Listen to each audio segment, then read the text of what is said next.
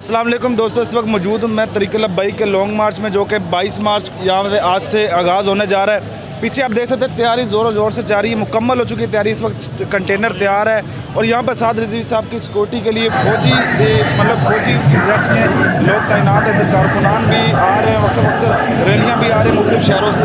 और पीछे आप देख सकते हैं कि सिक्योरिटी के लिए यहाँ पर इंतज़ामात मुकम्मल हैं और पीछे एक साउंड सिस्टम का भी इन्होंने अलहदा से कंटेनर लगाया गया और यहाँ पर कायदीन का जो अलहदा से कंटेनर है। और आप कैमरामैन दिखाए तो पीछे जो तैयारियां हैं वो बिल्कुल मुकम्मल हो चुकी हैं और तरीक़ुल लब्बैक के जो कारकुनान हैं वो भी वक्तन आ रहे हैं। आपको मज़ीद और अपडेट देते रहेंगे, हमारे चैनल को करें सब्सक्राइब। और पीछे आप देख सकते हैं कमांडो की गाड़ियाँ भी और पुलिस की गाड़ियाँ भी पीछे आप देख।